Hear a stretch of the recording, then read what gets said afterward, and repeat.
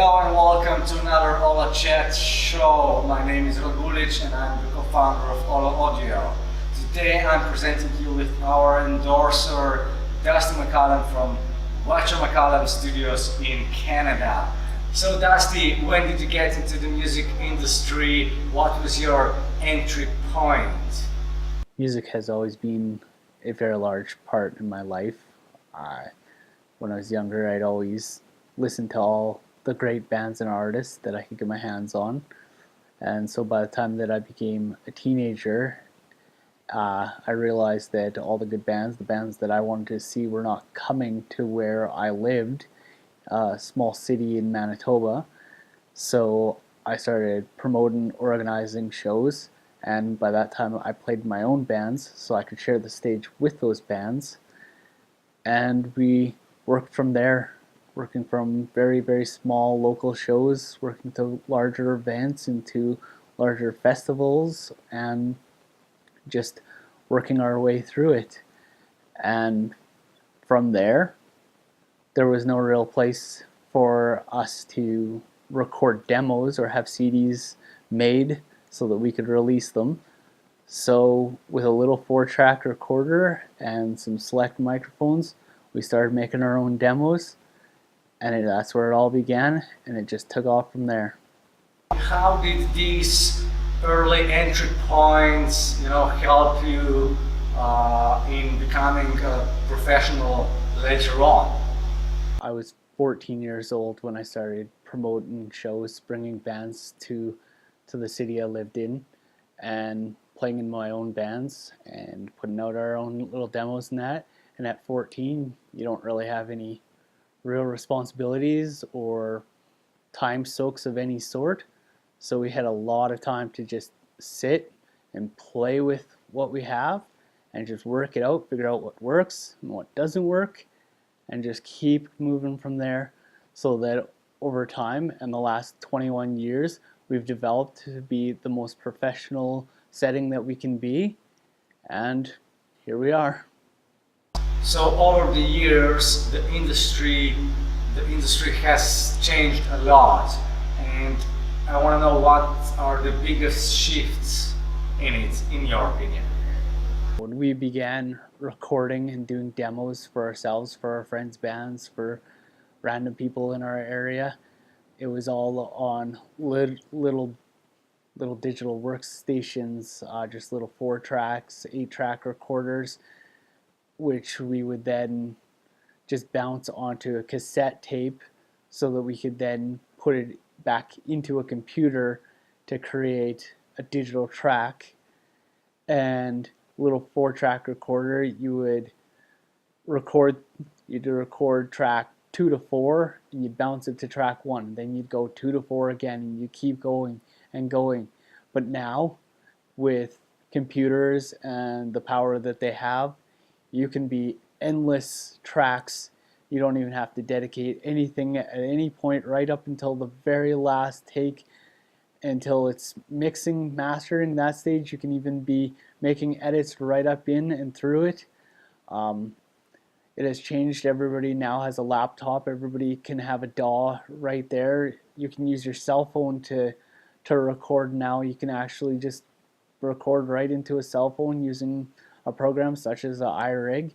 So the competition that has been created is extreme, yet the professionalism within it still remains exactly the same. It takes tens of thousands of hours to become good, and it takes tens of thousands of hours on top of that to become great.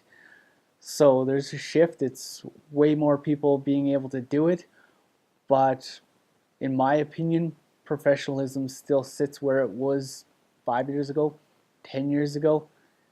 A band, an artist, they would rather just go to a studio than try to figure it out themselves. And it makes sense because those people have put in the time. I also want to know, do you mainly work with local talent or do you work with international, overseas artists as well?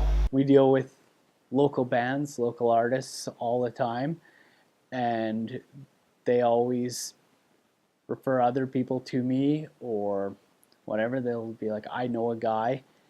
But I also work with bands and artists who live in many different countries all over the world, really.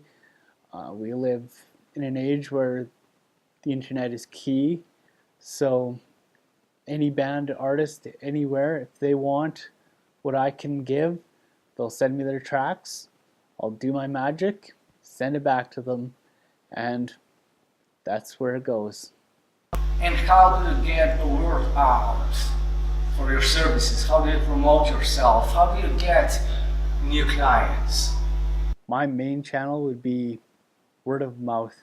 I was lucky enough to play in bands that have played all over Canada, a bunch of cities in the United States, and just knowing what I can do and how I can do it. Bands and artists that have dealt with me in the past, wherever they be, if they're right next door or they're across the world, it's just networking, word of mouth.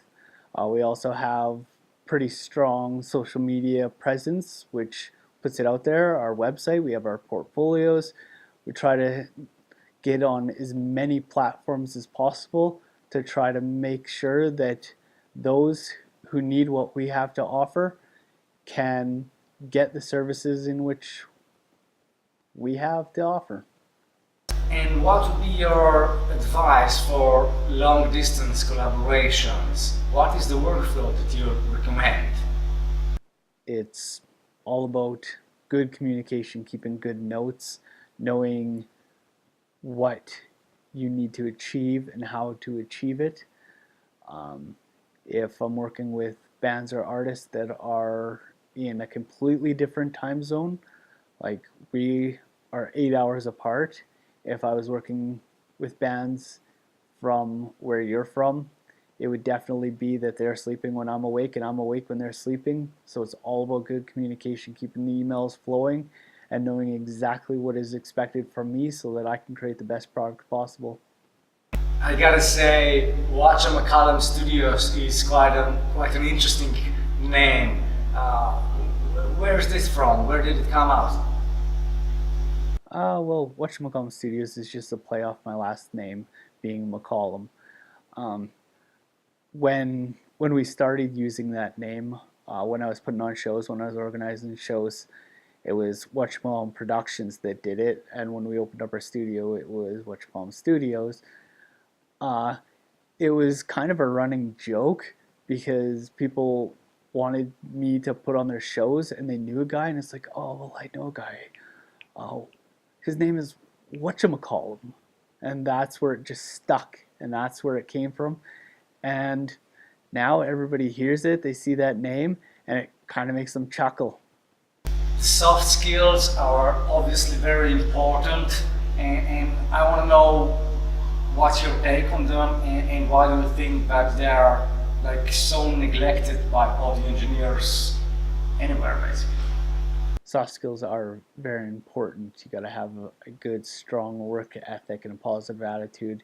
You need to be able to communicate and manage your time and be able to problem solve. You need to be able to take your creative criticism and learn from it, expand from it. You got to be a team player. You just have to have your own self-confidence within. A lot of people overlook that. They only see the fun side of things. They don't see the business side of it. So when it comes down to it, they are unable to accept the criticism. Not everybody's going to like you. Not everybody's going to want to be working with you. You just have to learn from it. You have to grow and just be professional. What are your thoughts on professionalism in the music industry? Do young talents really understand what they're getting into? I find that a lot of new bands and artists don't understand that their image starts right from the beginning. From day one, you have to be professional. You have to be very aware of your image and work towards it. There's a time for fun and games, and there's a time to be professional. But even if you ruin or tarnish your image right at the beginning, you're never going to be able to get it back. There's no going back correcting the fact that you were unprofessional or you took it in an approach that is not favorable by the masses. Dusty, how did you build your studio? Did you do it yourself? Did you hire some experts? What's the story behind it? Our studios are built by my wife and I. We like to keep everything between us. The studio building was very painstaking. My wife and I, we researched a lot. We spent a couple of years collecting information, getting all of our facts, what we need to do, how to go about it, and then we started building. And we made mistakes, we corrected our mistakes, we moved forward, but ultimately it was just her and I. We framed it, we built it, we insulated it, we soundproofed it, and now we're using it. I'm wondering, in what situations do you decide, like to outsource some of the workload that you have? In what cases do you do that?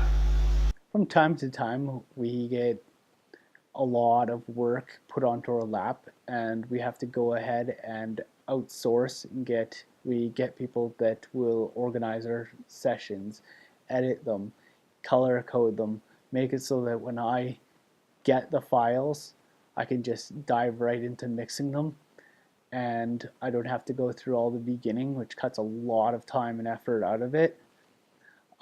That's not always the situation. Sometimes we don't have the availability of someone else at the time that we trust to do the editing, to get the files right for us.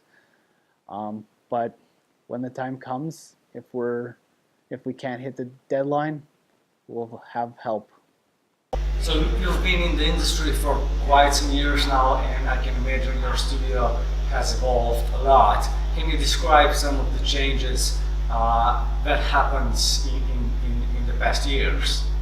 Our studio began, we had a 3-room studio, just shy of 1,000 square feet. We had a really nice, decent sized control room, live room, and an isolation booth. But we found that we didn't have the intimate setting in which we were going after. By having walls between us, we found that we lost a lot of the vibe that would be. So we went ahead and we designed a new studio, which was the gray room. And it was a 1-room studio, and it was approximately 20 by 15, just a little off from that. And we had everything in there. We had all our amps, we had all our instruments going in there, and we also had our gray desk and our racks and everything that there was. But then in time we needed a different design. We developed a different idea, which came on what we have now, which is the blue room, even though our desk is still gray from the gray room. But now it's close knit, and we have the barriers, we have the surroundings that we can make the best possible record by what we have. So if you're working maybe in one room, so all in one studio, do you use earbuds or standard headphones for monitoring? Since we're down to the blue room and it is a 1-room setting, we use headphones at every turn of it. When we're tracking drums, when we're tracking guitars or bass or vocals, everything is put through headphones so that there isn't that bleed. And we find that it's a lot more intimate, and we can get the feel, the vibe of it, and we just put out better tracks this way. What do you think is important on a headphone when you're using it for tracking? When tracking with headphones, it's very important to have closed back headphones. I'm wearing your open back ones right now, but having the closed back ones so that you don't have the bleed, it keeps the sound in. You can turn it up, you can crank it so that you can really feel what's going on with the music. And that's why it's really important to have a really good high quality headphones. Just like these, the OLLO audio headphones are perfect for what is needed when tracking. just the closed back ones, and just crank them. And how do you feel they differ from the mixing headphone?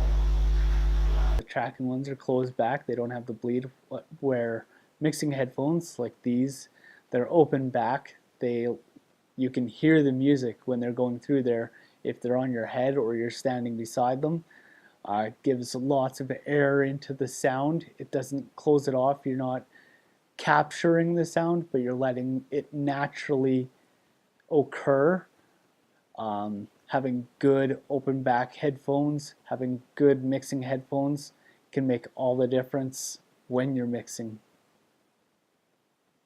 Do you think there's a way to actually do a great mix purely on headphones if you wouldn't have any other alternative available?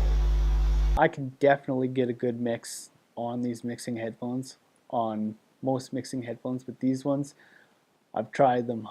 We have small children. When they go to bed, I start working on mixes, getting those mixes done. That means that I can't have the loud, my reference monitors going on. I can't have subwoofers, anything. I use your open back headphones here, as well as your subwoofer pillow, and working together to get the feel. There's sometimes that I have to make minor tweaks the next day when I can use my reference monitors, but for the most part, if I couldn't use them and I only had headphones to do it, I feel I could put out a stellar mix with them. What would you be the most concerned about if you were to, just mixing on headphones and wouldn't have the monitors there? So I guess I'm just asking, what is the benefit of having monitors? The concerns that I'd find from that would be kicking in and around the low end. Sometimes headphones, you just don't get the kick, the vibe from that low end, so you have to go and play it off onto some reference monitors. With your system, with the silent subwoofer, it does help on that fact quite a bit, but sometimes some mixes, sometimes you just need to have those reference monitors. How much did your studio acoustics and monitors cost you so far? For factoring in that time is money, way too much. It's always changing, adapting, and each project will even be there. Having studio baffles in there so that you can move those into the way, creating different solutions for the problems.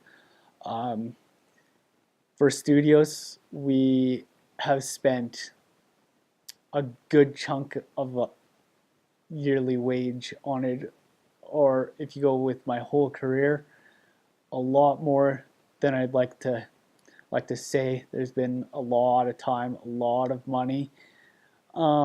Right now, I feel that we've got it pretty good to go, but if you have a different artist, a different band, a different instrument, it can create challenges which you need solutions with different soundproofing or different sound absorption or diffusers or and you just gotta play by ear and be willing to spend some money.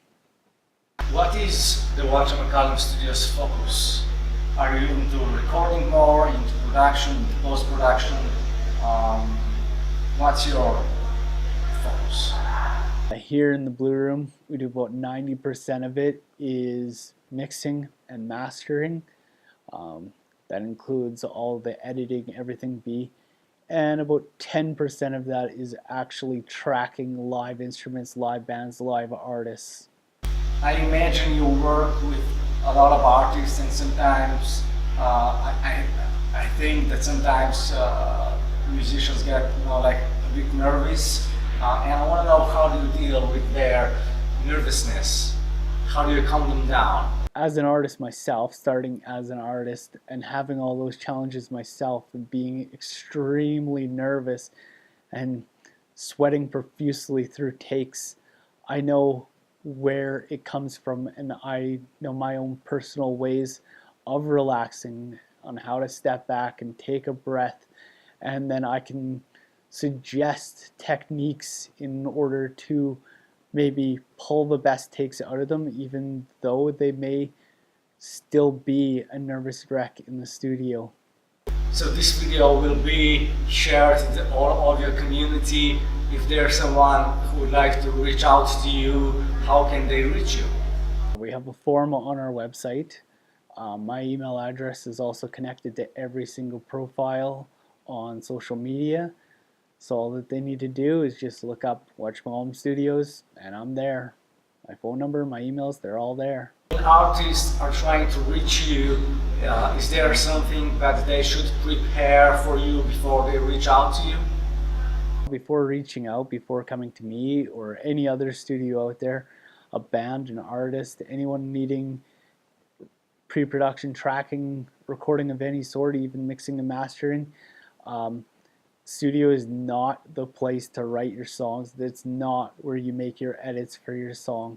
You're paying by the hour or you're paying by the day, but it is definitely not a good idea to write the songs in the studio.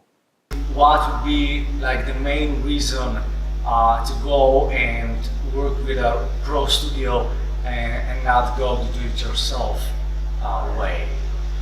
That's straight up knowledge. Myself, I'm 21 years now into this. I've made my mistakes. I've gone over all those little humps. I've perfected what I do and how I do it. Someone to reach out to me, why to go to somebody who's more professional, is that it cuts the time significantly, and then the artist can focus on the art and not have to deal with the tracking, with the mixing, with the mastering. They don't have to learn that. They just have to be able to play their instruments. Any advice for the new generation of audio engineers? For anyone new getting into the game of audio engineering, the most important thing is not knowing everything. You do the trial and error. It is more important to try to set up microphones, to try different positions in those microphones, learning the simple little hotkeys for the DAW in which you're using to just speed you along, and just capture everything. You learn what works, you learn what doesn't work, but ultimately you just have to keep trying.